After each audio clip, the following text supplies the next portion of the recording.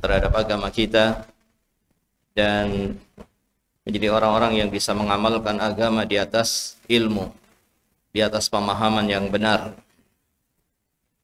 dan dijauhkan dari kesalahpahaman dalam memahami ataupun mengamalkan agama Allah Subhanahu wa taala. Dan orang yang memahami agama dengan benar dan mengamalkan agama dengan benar, maka ini tanda bahwa Allah menginginkan kebaikan kepadanya. Sebagaimana dalam sabda Nabi kita Muhammad sallallahu alaihi wasallam, "Man yuridillahu bihi khairan yufaqihu fid din." Barang siapa yang Allah inginkan untuk mendapatkan kebaikan di dunia hingga di akhirat, maka Allah akan mudahkan, maka Allah akan fahamkan dia dalam memahami dan mengamalkan agamanya. Maka kita bersyukur kepada Allah Subhanahu wa taala atas nikmat yang besar ini. Allah mudahkan kita untuk berkumpul di majelis ilmu, dan kita memohon kepada Allah Subhanahu wa taala melalui nama-namanya yang husna, melalui sifat-sifatnya yang mulia, natawassal ila Allah bi asma'ihi al-husna wa sifatihi al-ula, an yarzuqana ilman nafi'a wa an yarzuqana al-ikhlas. Mudah-mudahan Allah Subhanahu wa taala menjadikan ilmu yang kita pelajari menjadi ilmu yang bermanfaat, dan mudah-mudahan kita dimudahkan untuk bisa senantiasa ikhlas dalam menuntut ilmu dan dalam seluruh aktivitas yang kita lakukan. Amin. Jamaah rahmat Allah Subhanahu wa taala, kita masih dalam pembahasan dari kitab Masail Jahiliyah atau Al-Masail allati khalafa fiha Rasulullah sallallahu alaihi wasallam ahlal jahiliyah, yaitu tentang perilaku-perilaku jahiliyah yang disebutkan oleh penulis kitab ini, disarikan dari Al-Quran, disarikan dari As-Sunnah, dan juga diambil dari penjelasan para ulama tentang perilaku-perilaku jahiliyah. Yang disebutkan di sini ada 128 masalah, 128 perilaku-perilaku jahiliyah, dan kita sampai pada al-mas'alah as-sadisah asyarah ba'dal mi'ah, sampai pada masalah yang ke 116, sampai pada masalah yang ke 116. Insyaallah kita akan pelajari bersama masalah ini, yaitu dikatakan oleh penulis kitab ini, masalah yang ke-116 adalah at-tanaqul al-wadih, kontradiksi yang nyata, saling bertentangan, saling bertolak belakang yang sangat jelas dari apa yang mereka yakini, dari apa yang mereka ucapkan, dari sikap-sikap mereka. Ini orang-orang jahiliyah itu sikapnya saling bertolak belakang, ucapannya saling bertentangan, perilaku-perilakunya saling bertolak belakang antara yang satu dengan yang lainnya. 5. Kadzabu bil haq. Yang demikian ini karena mereka mendustakan kebenaran, karena mereka tidak mengikuti kebenaran, karena mereka mendustakan kebenaran yang datang dari Nabi kita Muhammad sallallahu alaihi wasallam. Yang perilaku ini sebagaimana disebutkan oleh Allah Subhanahu wa taala dalam surat Qaf ayat 5. Ya. Allah menyebutkan bal kadzabu bil haqq. Bahkan mereka adalah orang-orang yang mendustakan kebenaran. Lamma ja'ahum, ketika datang kepada mereka, ketika datang kebenaran kepada mereka, ketika diutus Rasulullah sallallahu alaihi wasallam kepada mereka, fahum fi amrin marij. Fahum fi amrin marij. Mereka dalam keadaan berselisih. Dalam keadaan mereka itu berbeda pendapat. Bertentangan antara satu dengan yang lainnya. Ya. Maka demikianlah perilaku jahiliyah yang saling bertabrakan, ya. Pendapat-pendapatnya, ucapan-ucapannya itu saling berbenturan, tidak saling menguatkan, tapi berselisih, berbeda.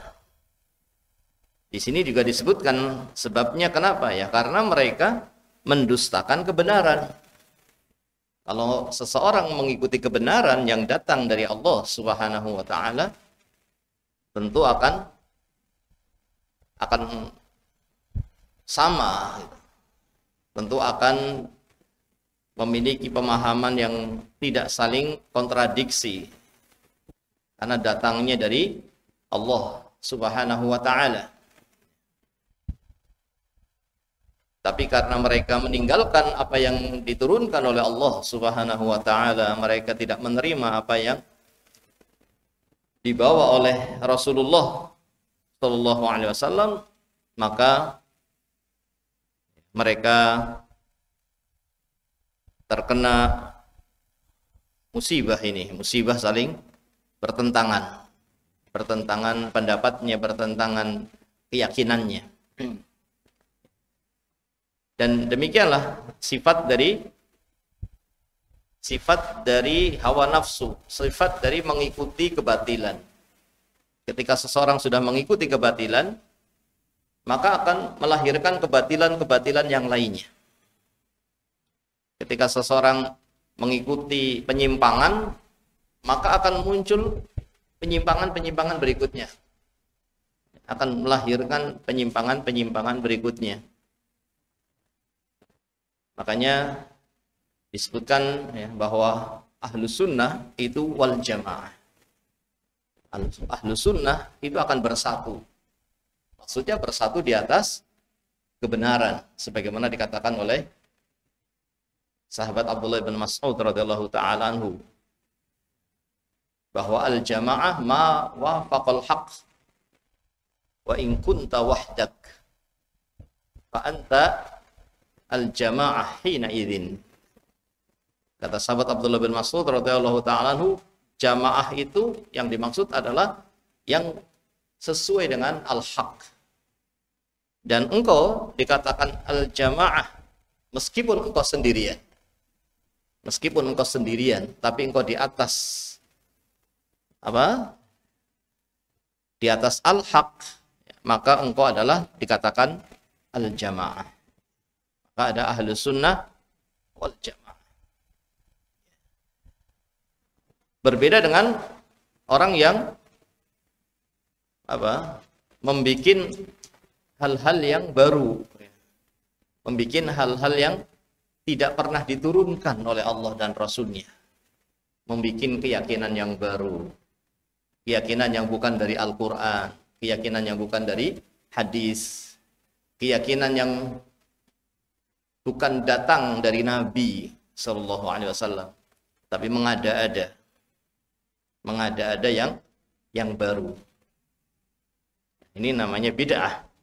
Maka dikatakan ahlul bid'ah wal furqah. Ahlul bid'ah orang yang mengada-ada dalam agama, dalam keyakinan, dalam syariat, dia mengada-ada, maka dikatakan ahlul bid'ah wal furqah. Berpecah. Begitulah. Sudah menjadi sunatullah, ketetapan Allah. Kalau mengada-ada, itu pasti akan saling bertolak belakang, saling akan bertentangan. Karena yang diikuti bukan yang datang dari Allah Subhanahu wa ta'ala. Allah berfirman, "Walau kana min 'indi ghairillah lawajadu fihi ikhtilafan katsira." Ya. Kalau bukan datangnya dari Allah, pasti akan terjadi perselisihan.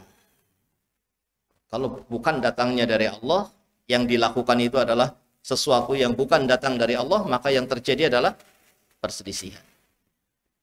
Saling bertentangan antara yang satu dengan yang lainnya. Karena menggunakan pikirannya, menggunakan akalnya, yang setiap kepala punya pikiran yang tidak sama. Yang menggunakan hawa nafsunya, yang setiap orang tentu tidak akan sama. Maka ini berbeda dengan orang yang mengikuti al-haq. Berbeda dengan orang-orang yang mengikuti apa yang diturunkan oleh Allah Subhanahu wa ta'ala. Meskipun terjadi perbedaan karena memang tabiat manusia itu punya kelemahan, tidak sama keilmuannya. Sehingga dalam beberapa hal seperti dalam masalah fikih itu terjadi perbedaan pendapat. Namun tidak membuat terus saling mengkafirkan, tidak membuat saling mengatakan ahlul bid'ah, tidak. Di antara orang-orang yang mengikuti jalannya Rasulullah SAW dan para sahabatnya. Terjadi perbedaan pendapat di antara imam-imam ahlus sunnah sebagaimana yang telah diketahui oleh jamaah semuanya. Ada perbedaan antara Imam Malik dengan muridnya Imam Syafi'i. Kemudian Imam Ahmad juga berbeda pendapat dengan gurunya yaitu Imam Syafi'i. Tapi tidak saling menyesatkan. Tidak saling kemudian menghukumi sebagai ahlul bid'ah karena yang mereka ikuti adalah kebenaran. Yang mereka ikuti adalah Rasulullah sallallahu alaihi wasallam. Namun dengan keterbatasan ilmu yang tidak sama antara satu ulama dengan ulama yang lainnya, sehingga terjadi perbedaan pendapat. Namun di sini tidak sampai terjadi perpecahan. Ini berbeda dengan ahlul bid'ah yang mereka memang mengada-ada yang tidak pernah menjadi syariat. Tidak pernah menjadi syariat. Tidak pernah diturunkan oleh Allah kepada Nabi kita Muhammad sallallahu alaihi wasallam. Tapi diada-adakan. Maka terjadilah apa? Banyak sekali perpecahan ya.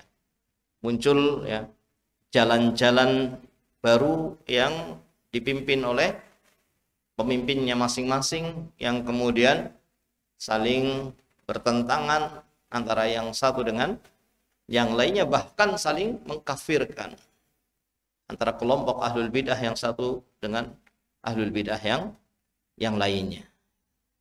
Ya. Ini sifat atau perilaku jahiliyah yang mereka menolak atau tidak membenarkan apa yang datang dari Nabi kita Muhammad sallallahu alaihi wasallam. Ya. Padahal kalau kita melihat dalam sirah Nabi sallallahu alaihi wasallam selama 40 tahun sebelum Nabi Muhammad sallallahu alaihi wasallam dipilih oleh Allah untuk menjadi utusannya. Selama 40, karena Nabi SAW diutus oleh Allah ketika berumur 40 tahun, kan begitu. Sebelumnya bukan Nabi, bukan Rasul. Itu tidak ada orang-orang yang mendustakan Nabi SAW. Tidak ada yang mendustakan Nabi Muhammad SAW sebelum menjadi Rasul. Itu enggak ada. Yang menjuluki Nabi pendusta itu enggak ada. Enggak ada. Bahkan yang dikenal Nabi adalah Al-Amin. Namun ketika beliau datang membawa kebenaran, maka kemudian didustakan oleh orang-orang musyrikin, oleh Yahudi, oleh Nasoro. Ya. Padahal mereka tahu bahwa yang dibawa oleh Nabi Muhammad SAW adalah kebenaran. Bahkan Yahudi itu mengenal Nabi Muhammad SAW. Ahlul Kitab, Yahudi dan Nasoro mengenal Nabi Muhammad SAW. Seperti mengenal anak mereka sendiri. Sangat jelas tentang sifat-sifat beliau. Makanya ketika Nabi Muhammad SAW itu hijrah ke Madinah, itu ada seorang Yahudi.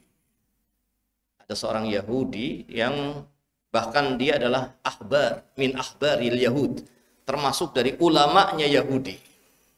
Termasuk dari ulamanya Yahudi. Beliau pengen tahu. Namanya adalah Abdullah ibn Salam. Abdullah ibn Salam ini kemudian masuk Islam. Ini salah satu dari ulama Yahudi yang masuk Islam. Sebelum masuk Islam, beliau penasaran ketika Nabi hijrah ke Madinah dan ditunggu-tunggu oleh kaum muslimin dari kalangan Ansor yang ada di kota Madinah, ditunggu-tunggu kedatangan Nabi SAW.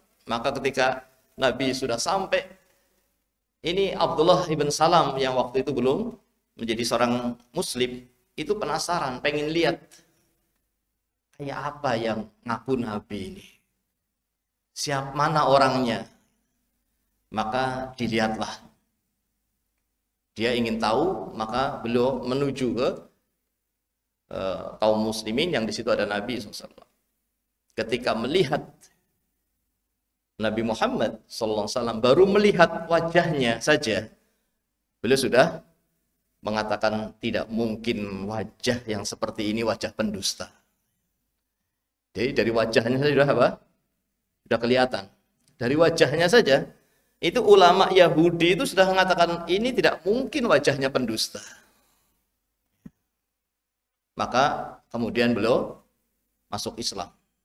Dan masuk Islamnya ada kisahnya. Ya. Jadi setelah beliau masuk Islam itu, ini kan tokohnya Yahudi, ulamanya Yahudi.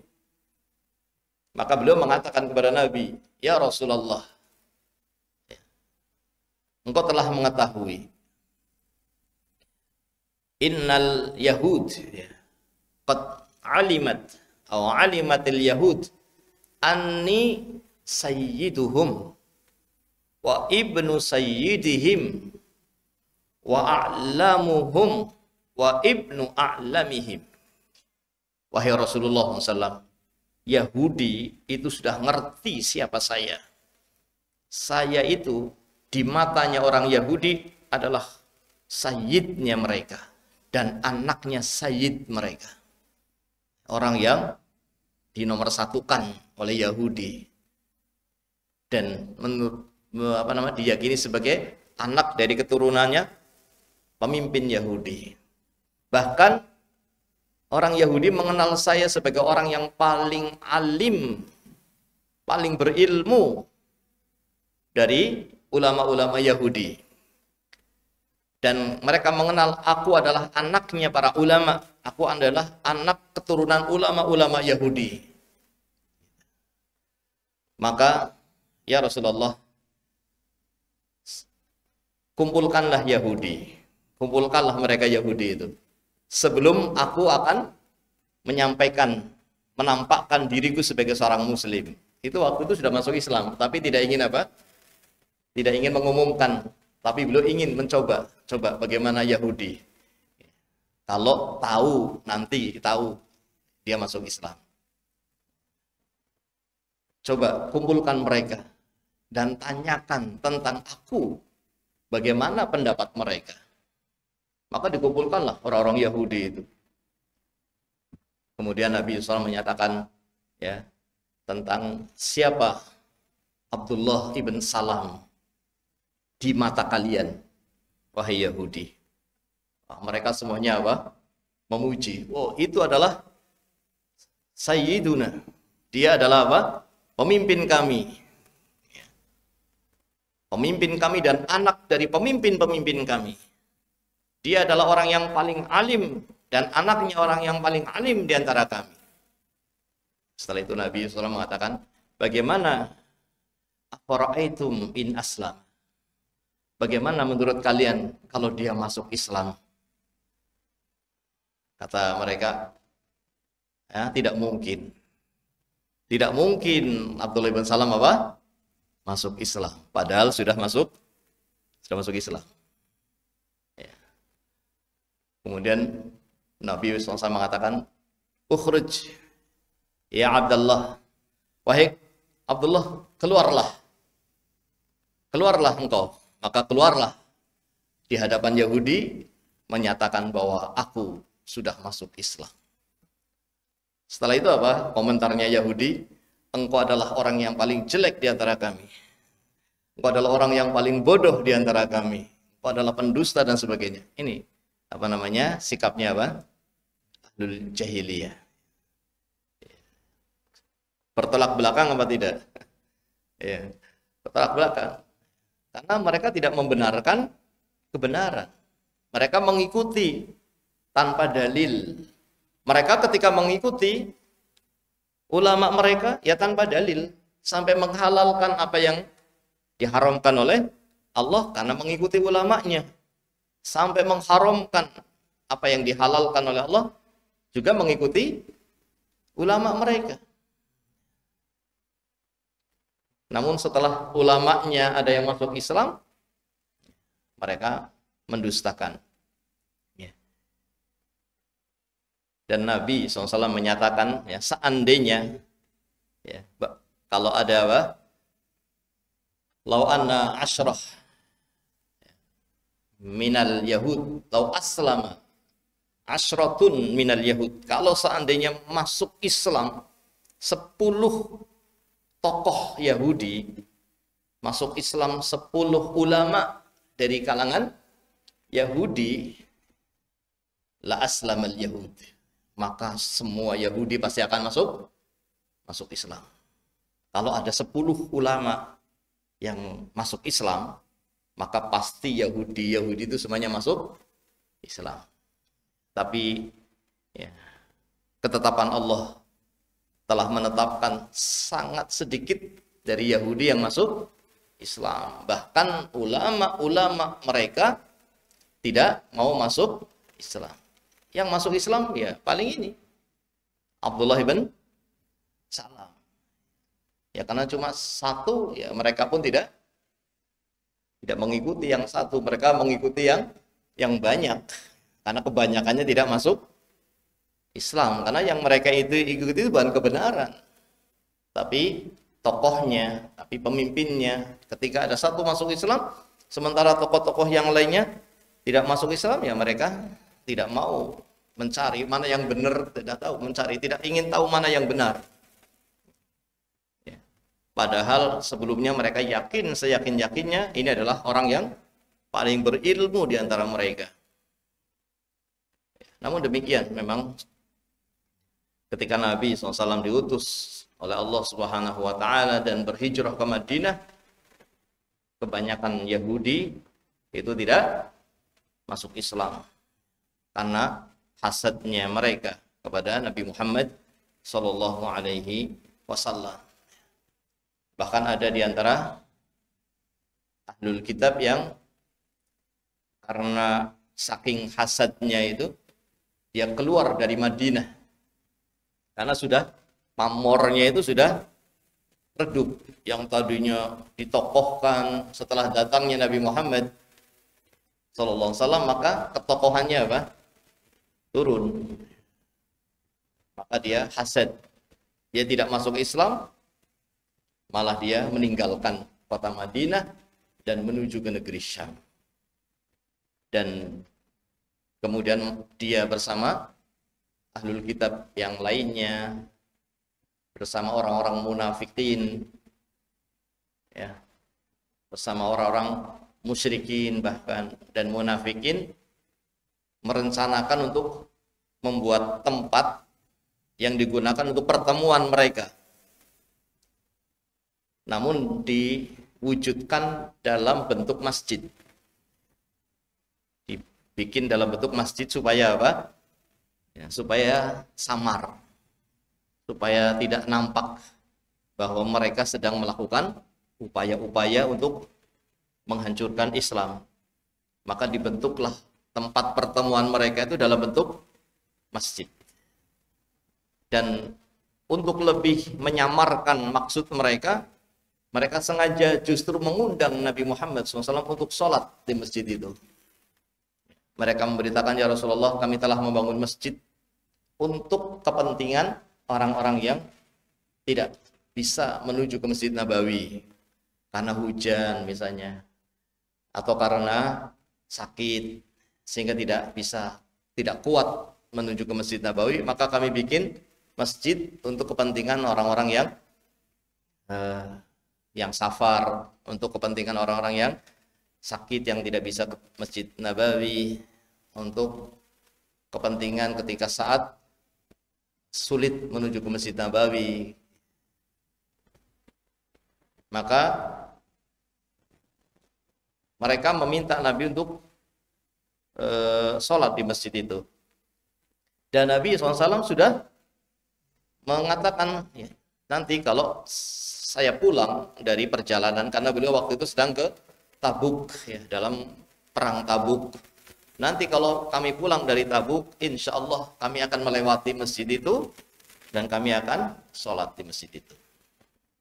Namun kemudian Allah bongkar makarnya Yahudi ini, makarnya Ahlul Kitab. Allah bongkar, ya, bahwa masjid ini adalah masjid diror, masjid yang dibangun bentuknya masjid tapi sebetulnya untuk menghancurkan Islam dan kaum muslimin, maka disebut dengan masjid diror. Maka turunlah firman Allah Subhanahu wa taala kepada Nabi kita Muhammad sallallahu alaihi wasallam, la taqum fihi abada.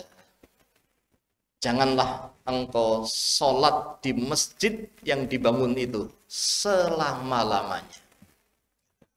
Jangan engkau sholat di masjid itu selama-lamanya.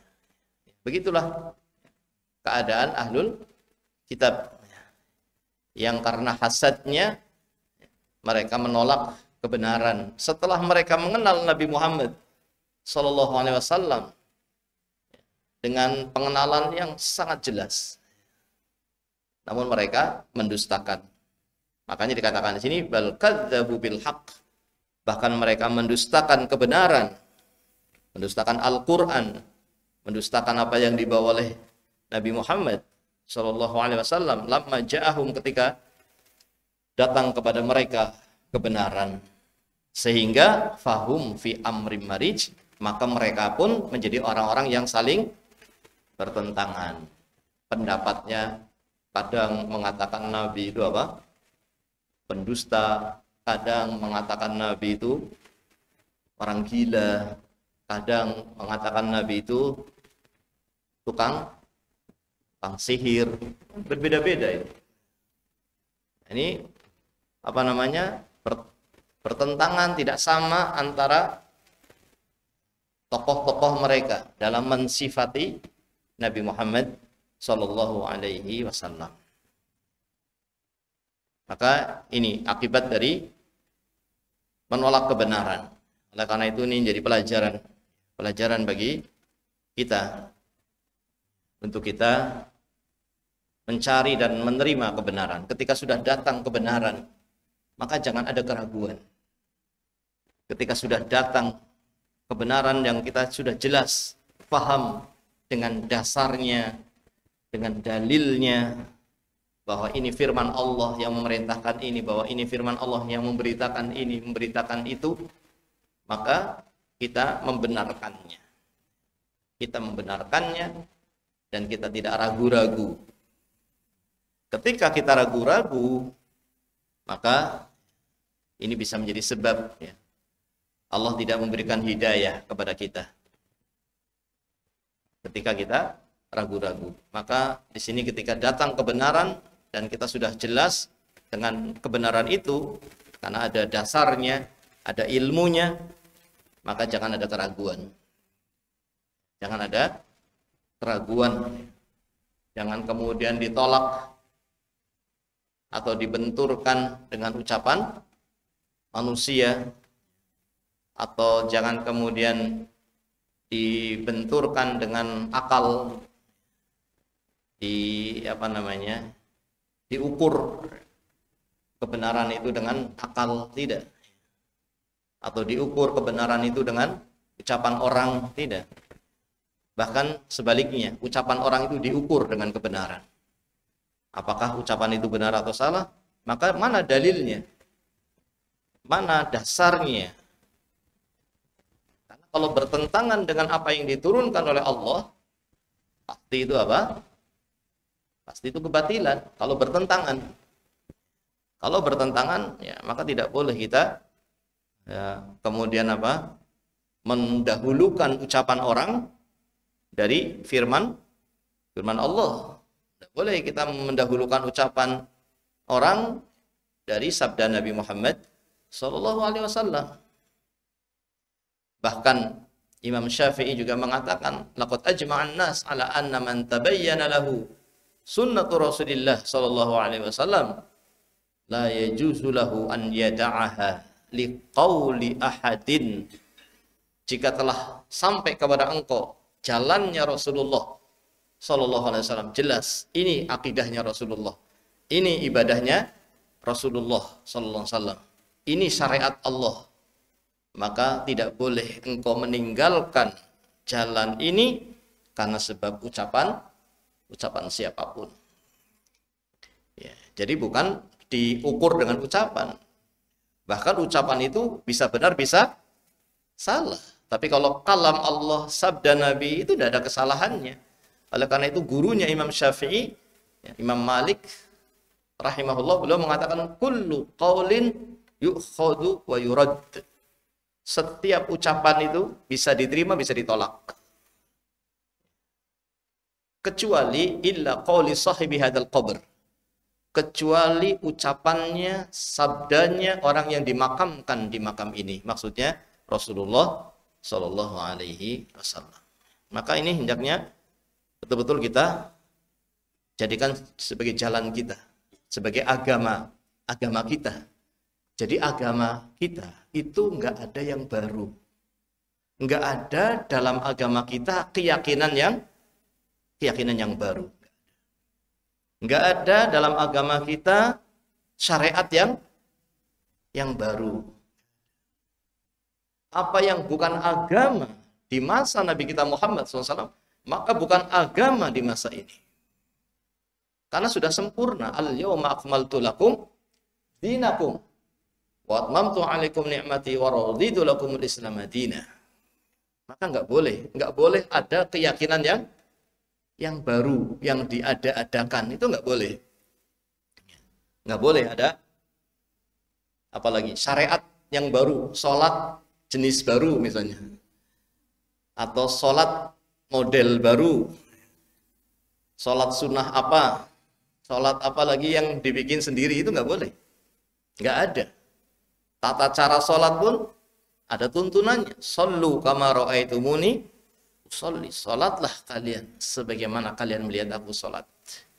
Khudhu anni manasikakum. Terkait dengan masalah haji, Nabi SAW mengatakan, ambillah untuk manasik haji kalian dari aku, dari Nabi Muhammad Sallallahu Alaihi Wasallam. Jadi agama ini menggabungkan antara ilmu dan amal. Tidak beramal kecuali dengan ilmu. Agama kita itu berisi amalan-amalan dengan dasar-dasarnya. Jadi agama kita itu berisi amalan-amalan dengan dalil-dalilnya. Itu agama kita. Karena itu hendaknya kita mengikat diri kita dengan dalil, mengikat diri kita dalam beragama itu dengan ilmu. Dan ini tentunya tidak tidak meremehkan para ulama, tidak. Justru kita tentunya mengambil ilmu ini dari para ulama. Tapi tentunya ulama yang mengikuti para sahabat. Ulama yang mengikuti jalannya para tabi'in, para sahabat dan para tabi'in. Bukan yang membuat sesuatu yang apa? Yang baru, tidak, karena tidak boleh. Tidak ada yang baru dalam agama kita, tidak ada. Semuanya sudah diturunkan oleh Allah, semuanya sudah disampaikan oleh Rasulullah Sallallahu Alaihi Wasallam. Tidak ada lagi yang tersisa, sudah disampaikan semuanya, sudah sempurna semuanya. Maka tidak ada yang boleh mengada-ada. Oleh karena itu Nabi kita Muhammad SAW menyatakan, iyyakum wa muhdatsatil umur. Hati-hati kalian dari mengada-ada yang baru. Maksudnya dalam masalah ibadah, dalam masalah syariat, dalam masalah agama Islam, dalam masalah keyakinan, itu nggak boleh. Nggak boleh mengada-ada yang baru. Nggak boleh. Nabi mengatakan hati-hati kalian dari hal-hal yang baru dalam masalah ini. Kalau dalam urusan dunia, nah tentu tidak ada masalah. Dalam urusan dunia silahkan. Tapi dalam urusan agama, dalam urusan ibadah, dalam urusan keyakinan, maka tidak ada yang baru. Semuanya sudah menjadi ketentuan yang telah ditetapkan oleh Allah. Bagaimana keyakinan yang benar.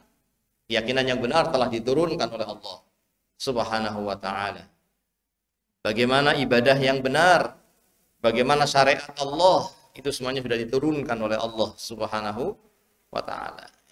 Maka dari sini, kalau kita mengikuti yang seperti ini, maka kita telah menyelisihi siapa? Ahlul jahiliyah.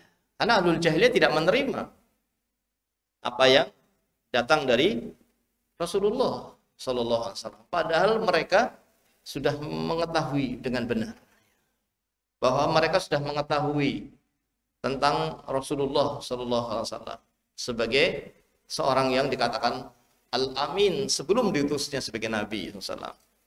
Lalu bagaimana ketika dipilih sebagai Rasul dan membawa wahyu dari Allah, menyampaikan wahyu dari Allah kemudian didustai? Ini kan tidak sinkron gitu. Sebelumnya sudah dibenarkan, kemudian tiba-tiba didustai. Karena tidak sesuai dengan hawa nafsu mereka, tidak sesuai dengan keinginan mereka. Ini sifatnya ahlul jahiliyah. Diterima kalau sesuai dengan keinginannya, diterima kalau sesuai dengan hawa nafsunya. Kalau sikap ini ada pada kita, maka ini berbahaya. Ini sangat berbahaya. Kewajiban kita tentunya sebagaimana tadi yang kita telah sampaikan, bagaimana Nabi SAW meminta atau memerintahkan kepada kita untuk mengikuti jalannya. Nabi bersabda, "Alaikum bisunnati wa sunnatil khulafa'ir rasyidin al-mahdiyyin min ba'di. Addu 'alaiha bin nawajid wa iyyakum wa muhdatsatil umur fa inna kulla muhdatsatin bid'ah wa kulla bid'atin dhalalah." Wajib atas kalian mengikuti jalanku, kata Nabi SAW, dan jalannya para sahabatku. Ini langsung dari lesan Nabi SAW. Ikuti jalannya para sahabatku, terutama al-khulafa ar-rasyidun. Mereka adalah orang-orang yang telah direkomendasi sebagai orang-orang yang mengikuti Nabi sesuai dengan apa yang diperintahkan oleh Nabi Sallallahu Alaihi Wasallam, mengikuti agama yang itu turun kepada Nabi Sallallahu Alaihi Wasallam. Dan Nabi mengingatkan, hati-hati dari mengada-ada, dari hal-hal yang baru. Karena setiap yang baru, tapi dalam urusan apa ini? Ibadah. Dalam urusan syariat, dalam urusan akidah, hal-hal yang baru itu bid'ah. Dan Nabi menyatakan setiap bid'ah itu sesat. Itu sabda Nabi SAW. Mungkin ada di antara kita, tapi ada ulama yang mengatakan ada yang hasanah. Sekali lagi kita dahulukan sabda Nabi. Kalau memang itu sesuatu yang baru dalam ibadah, pasti sesat. Kalau itu memang sesuatu yang baru, yang tidak pernah menjadi akidahnya Rasulullah, tidak pernah menjadi akidahnya para sahabat, tapi akidah yang baru. Karena muncul di masa sahabat itu muncul akidah Khawarij. Akidah Khawarij itu memberontak kepada penguasa yang sah. Itu Khawarij. Mengkafirkan sahabat Ali ibn Abi Thalib. Memberontak kepada penguasa yang sah, ini akidah yang baru. Akidah yang baru yang bukan akidahnya para sahabat.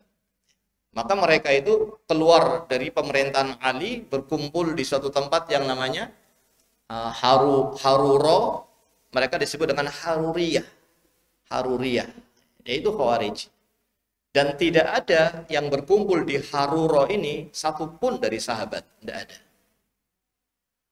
Kemudian muncul sebaliknya kelompok yang membela Ali tapi berlebihan. Itu kelompok apa? Syiah, Rafidhah. Maka ini akidah baru.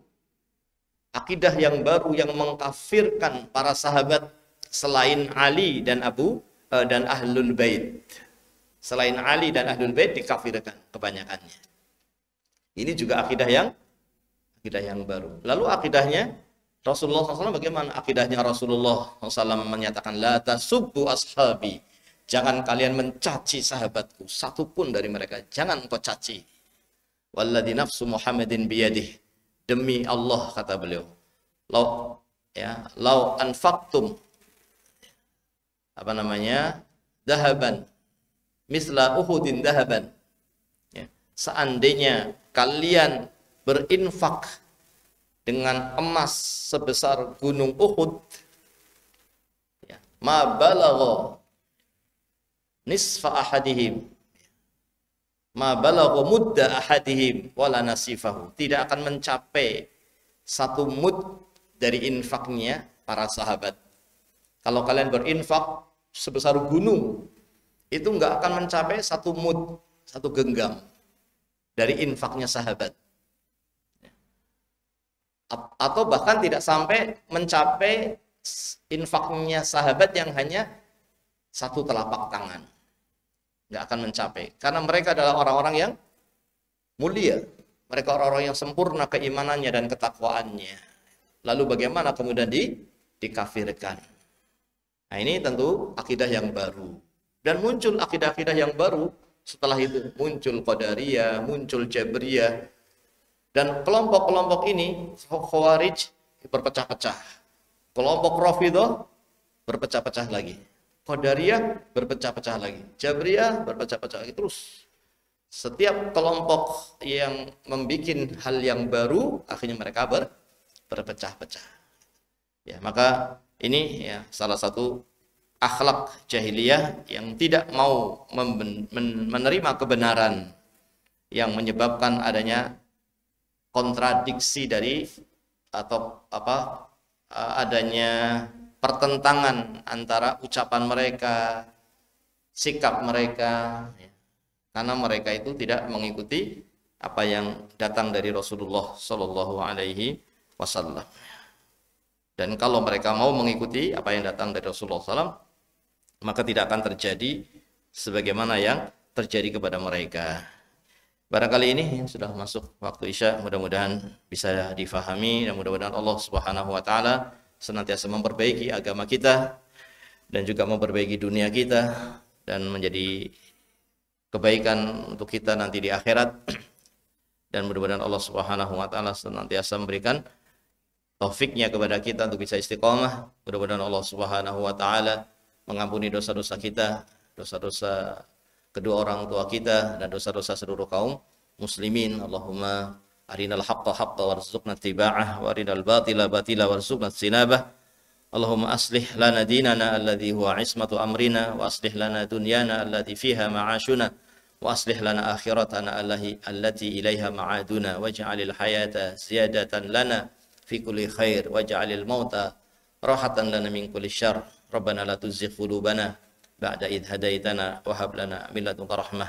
Wa sallallahu wasallam ala nabiyyina Muhammad wa ala alihi wa sahbihi ajma'in. Subhanakallahumma wa bihamdika asyhadu an la ilaha illa anta astaghfiruka wa atubu ilaik. Assalamualaikum warahmatullahi wabarakatuh.